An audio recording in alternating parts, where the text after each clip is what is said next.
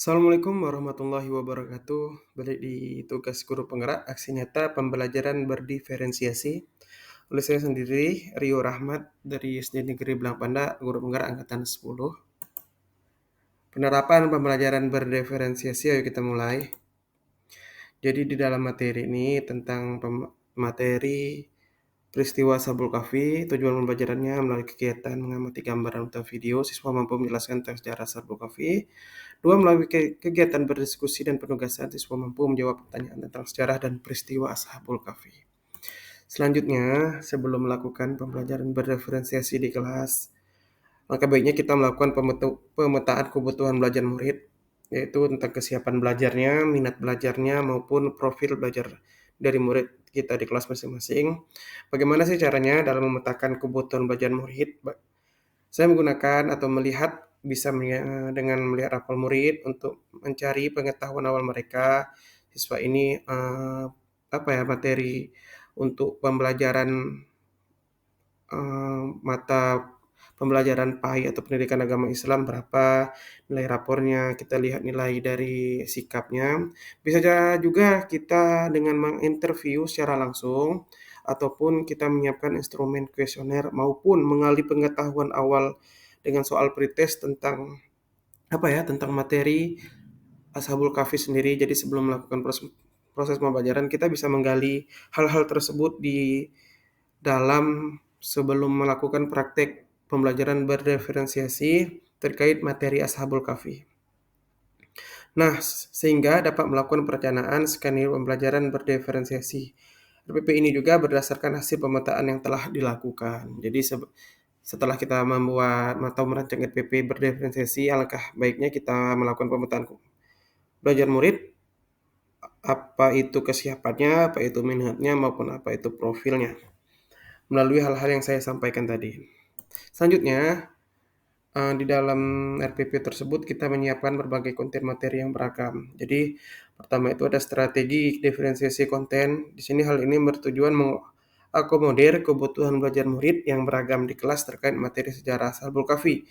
Melalui video yang ditampilkan dan lewat poster gambar yang dipotong sesuai minat siswa. Jadi, kita bisa menyiapkan video ataupun gambar-gambar terkait peristiwa dari sejarah Ashabul Kahfi. Jadi, tergantung nanti siswa memilih akan berdasarkan kebutuhan mereka dalam mencapai pengetahuan tentang sejarah Ashabul Kahfi, teman-teman.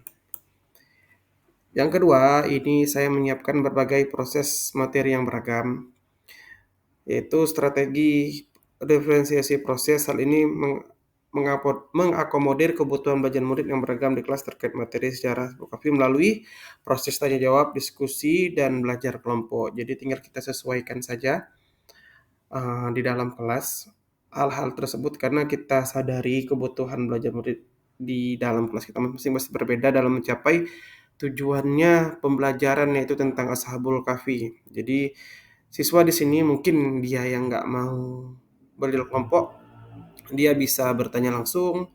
Yang nggak mau bertanya langsung bisa melalui gambar-gambar tadi. Jadi hal-hal seperti inilah yang kita buat seberagam mungkin untuk mencapai kebutuhan mereka sendiri. Setelah ada diferensiasi konten, proses, di sini ada juga kita membebaskan murid dengan penugasan sesuai kemampuan dan minat mereka.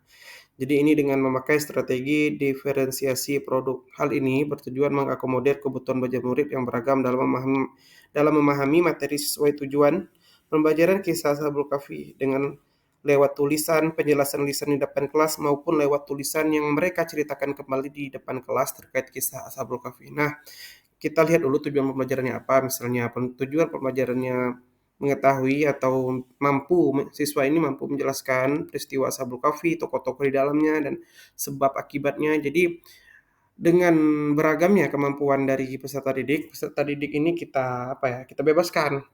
Bisa dengan menuliskan kembali apa yang mereka ketahui lalu mereka membacanya.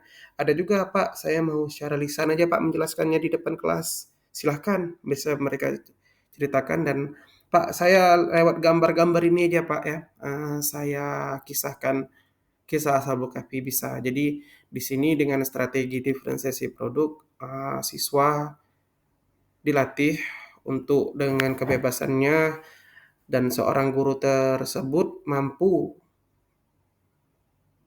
membuat kelas itu nyaman dengan apa, dengan melihat kebutuhan belajar mereka sendiri.